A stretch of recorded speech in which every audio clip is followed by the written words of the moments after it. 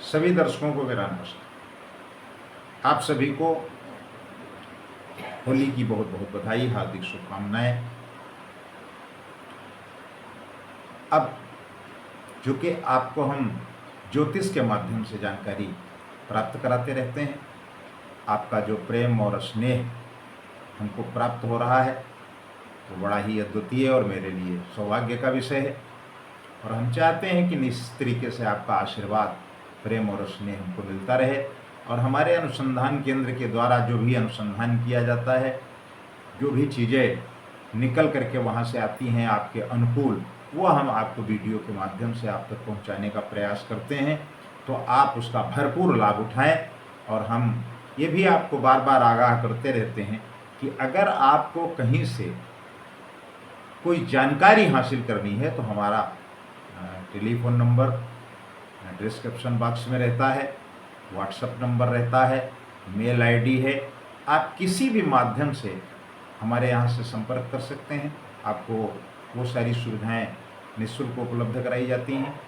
अब आप एक बार सोचते होंगे कि जब आप निःशुल्क सुविधाएं उपलब्ध कराते हैं तो आखिर आपके ये अनुसंधान केंद्र का संचालन कैसे होता होगा, आप इसमें अर्थ प्रधान व्यवस्था के युग में इसे कैसे संचालित कर रहे हैं। तो आप सबका आशीर्वाद मिलता रहता है और जो हमारे पास सदस्यों के माध्यम से या जो हमारे साथ जुड़े हुए लोग हैं उनके माध्यम से जो धन अर्जित होता है, उसी से हम इस संस्थान को संचालित करने का प्रयास करते हैं। क्योंकि ज्योतिष के माध्यम से धन कमाना हमारा कोई मूल उद्देश्य नहीं है, संस्थान का कोई उद्देश्य नहीं है। और हम कोशिश करते हैं कि जो भी भाई हमारे ज्योतिष सीखना चाहते हैं, ज्योतिष के बारे में जानकारी प्राप्त करना चाहते हैं या ज्योतिष के विषय में जो उनका संशय हो, उस पर भी वो हमें भेज सकते हैं। चाहे वो कमेंट बॉक्स में भेजें तो आपको जवाब मिल जाएगा। आप अपनी जन्म तिथि, जन्म का समय और जन्म का स्थान अगर भेजते हैं तो निश्चित रूप से उसके बारे में आपको जानकारी उसी कमेंट बॉक्स में उपलब्ध करा दी जाएगी, क्योंकि हम समय समय पर उसको उपलब्ध कराते हैं। आइए हम आपसे बात करने वाले हैं होलिका दहन के बारे में।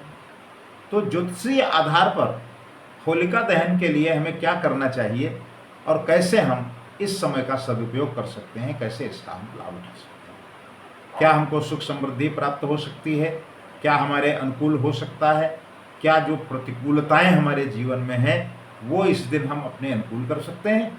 तो इस बारे में हम आपको ज्योतिषीय जो मत है उसके आधार पर बताने का प्रयास करेंगे। अगर आप अपने घर में सुख समृद्धि शांति चाहते हैं तो होलिका दहन के दिन घर की उत्तर दिशा में घी का दीपक जलाएं। ऐसा करने से आपको एक तरफ लाभ प्राप्त होगा और आपके घर में जो निगेटिव ऊर्जा है जनरेट होती है वो भी जनरेट नहीं होगी और उसका भी समापन होगा। और अगर आप इन्हीं दिक्कतों से जूझ रहे हैं तो उनसे भी आप मुक्ति मिलेगी। होलिका दहन बहुत शुभ माना जाता है।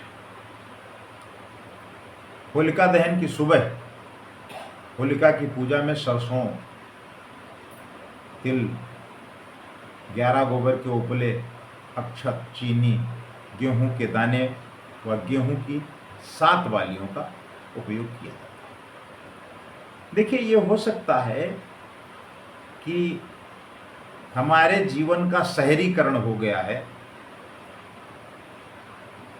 तो हम इस बारे में न जानते हो, लेकिन आपके जो बुजुर्ग हैं अगर आप उनसे पूछेंगे तो वो इस बारे में आपको जानकारी बिना ज्योतिषीय विद्वान के आपको जानकारी उपलब्ध कराएंगे। तो जब बात हो रही है पूजन की तो आपको ये भी जानकारी हो जानी चाहिए कि शुभ समय क्या है, क्योंकि होलिका दहन पर भद्रा का अशुभ साया कब तक रहेगा, क्योंकि भद्रा काल में होलिका दहन नहीं होता, ये भी आप जान लें। यद्यपि आप सनातन धर्मावलंबी हैं, आपको इन सारी चीज़ों की जानकारी पंचांग के माध्यम से प्राप्त हो गई होगी निश्चित रूप से, लेकिन फिर भी ये मैं अपना दायित्व समझता हूँ कि आप तक ये जानकारी उपलब्ध कराई जाए। इस साल होलिका दहन 24 मार्च को होगा, जबकि रंग वाली जो होली है वो 25 मार्च को खेली जाएगी। 25 मार्च को आप लोग रंग गुलाल उड़ाएंगे। लेकिन एक इसमें भी बात, आपको ये पता चला होगा कि इस बार होली में सूर्य ग्रहण भी। ठीक बात है, सूर्य ग्रहण तो है, चूंकि चंद्र ग्रहण है। आपको यह जानकारी प्राप्त हुई होगी कि चंद्र ग्रहण है, वो भूलवश मैंने सूर्य ग्रहण की चर्चा कर दी। तो चंद्र ग्रहण चूंकि भारत में दिखाई नहीं देगा, तो इसलिए जब दिखाई नहीं देगा तो उसका सूतक है, तो इसलिए उसका कोई परिहार नहीं है। उसके बारे में आपको चिंता करने की कोई आवश्यकता नहीं है। आप खूब शौक से, सुकून से, आप अपना आराम से होलिका दहन कीजिए और खूब अबीर गुलाल उड़ाइए और खूब मौज करिए, कोई इसमें दिक्कत नहीं है। अब आप ये विचार कर रहे होंगे कि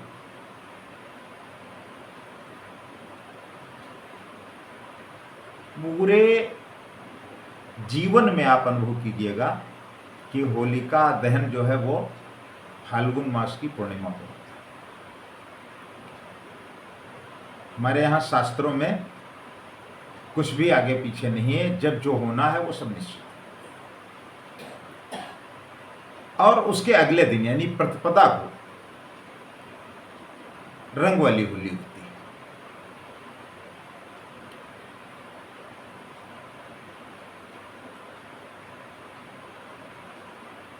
24 मार्च को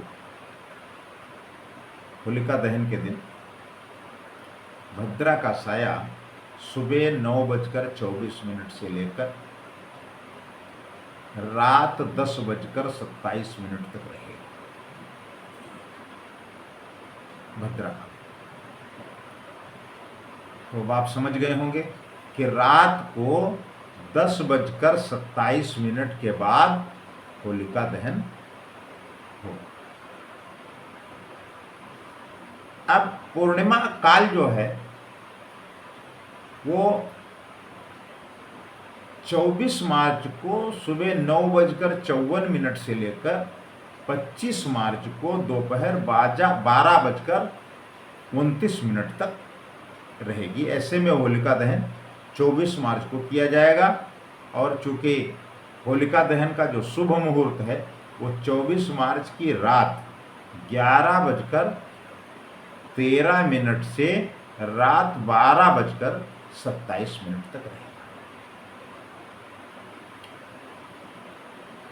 क्या क्या सामग्री होलिका दहन में लगती है, आप क्या कुछ लेकर के जाएं, कैसी परंपराएं हैं। अब क्या हो सकता है कुछ दूसरे ढंग से होता हो, लेकिन हम जो अवध क्षेत्र के रहने वाले लोग हैं उनके यहाँ की जो परंपरा है और जो ज्योतिषीय मत है, जो ज्योतिषीय आधार है हमारे क्षेत्र का, खासतौर से जो हमारे हिंदी भाषी क्षेत्र हैं देश के, उनमें और बाकी जगहों पर ज्योतिषीय मत हालांकि काफ़ी कुछ मेल खाता है, लेकिन कहीं कहीं कुछ लोक परंपरा है, तो उनके आधार पर भी पूजन की पद्धति अपनाई जाती है। उसमें भी कोई गलत नहीं, उसमें भी कोई संशय नहीं, उसको भी किया जाना चाहिए, ताकि हमारी जो लोक मान्यता है, जो लोक संस्कृति है, जो लोक रीति है, वो भी बनी रहे और उसका भी हम सम्मान करें। होलिका दहन की सामग्री सनातन धर्म, होलिका दहन से पहले होली पूजन की परंपरा होती है। होलिका पूजन कुछ विशेष सामग्री के बारे में बिल्कुल अधूरा माना जाता है। इसमें 1 लोटा जल, गोबर के उपले से बनी माला। अब आप कहेंगे कि गोबर के उपले से माला कैसे बनाई जाए, माताओं को पता है, वो सब बना करके तैयार करके आपको देंगी। आपको जानकारी नहीं है तो मैं आपको जानकारी उपलब्ध करा रहा हूँ। क्योंकि हमारी व्यावसायिक शिक्षा ने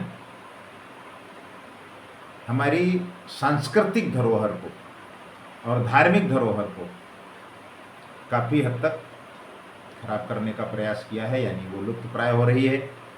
यद्यपि हमारी अभी जो माताएं हैं वो परंपरानुसार अपनी अगली पीढ़ी को बताती रहती हैं और उस तरीके से उसकी तैयारियां भी करती हैं।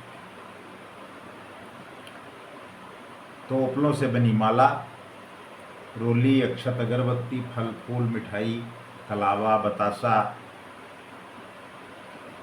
गुलाल, नारियल, हल्दी की गांठ, मूंग की दाल और साबुत अनाज पूजा की सामग्री में जरूर रखें। ये बहुत आवश्यक है।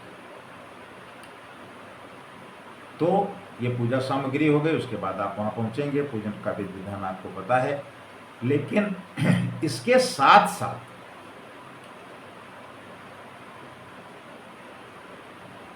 क्या न करें, क्योंकि कुछ ऐसा न करें जो आपके लिए अनिष्ट करे।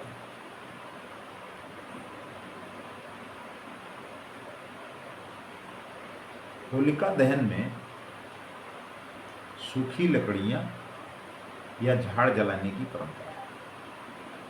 इसमें आम, बट और पीपल की लकड़ी जलाने से बचना चाहिए। क्यों? क्योंकि बसंत ऋतु में ये जो वृक्ष हैं इनमें नई कोपलें निकलने लगती हैं। तो ऐसी दशा में हमको अपनी वनस्पति बचाने के लिए उसे नहीं जलाना चाहिए।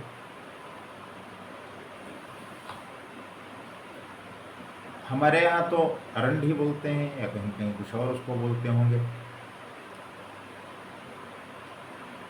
तो गूलर या अरंड की लकड़ी का आप प्रयोग कर सकते हैं। और विशेष करके जो परंपरा बन गई है समाज की कि उस दिन मदिरा का सेवन, तो आप देखते ही होंगे। इससे तो बिल्कुल दूर रहना चाहिए, एकदम वर्जित है। मांसाहार, तामसिक भोजन और मदिरापान, इन सब चीजों से आपको बिल्कुल दूर रहना चाहिए। इनसे अगर आप दूर रहते हैं तो आपके लिए बहुत अच्छा है। होलिका दहन में क्या करें, हमने बहुत कुछ इसके पहले आपको बताया है, लेकिन फिर भी एक बार पूजन के बाद होलिका दहन करें। अग्नि में गेहूं की बालियां, गोबर के उपले और काले तिल डालें। इस अग्नि की 3 बार परिक्रमा करें। इसके बाद अग्नि को प्रणाम करके अपनी मनोकामनाएं कहें। होलिका की अग्नि की राख स्वयं और घर के लोगों पर तिलक करें। अब देखिए, एक बात समझ लीजिए आप कि हमारे क्षेत्र में, पता नहीं आपके क्षेत्र में है या नहीं, लेकिन हमारे क्षेत्र में ये परंपरा है कि पुरुष जो है वो होलिका दहन में जाते हैं, सम्मिलित होते हैं और जिस थाली से वो पूजन की सामग्री लेकर के जाते हैं उसी थाली में वहाँ से होलिका दहन से जो अग्नि प्राप्त होती है उसको लेकर के आते हैं, घर में रखते हैं, उसकी पूजा होती है और उसके बाद में उसकी जो भस्म होती है उससे सबका तिलक किया जाता है। तो ये हमारी पुरानी परंपरा है। तो हमने सारी बातें आपके सामने रखी। आप वैसे भी समझ रहे होंगे कि किस तरीके से पूजन करना है, क्या क्या करना है, क्या नहीं करना है। तो आप जो नहीं करना है वो ना करें और जो करना है वही करें। नहीं तो फिर बाद में जब दिक्कतें आती हैं तो फिर आप परेशान होते हैं, इससे कोई फ़ायदा नहीं होता। तो आपको ढेर सारी होली की शुभकामनाएँ और आप अपना ख्याल रखें और प्रेम से होली का त्यौहार मनाएं। इसी के साथ बहुत बहुत बधाई।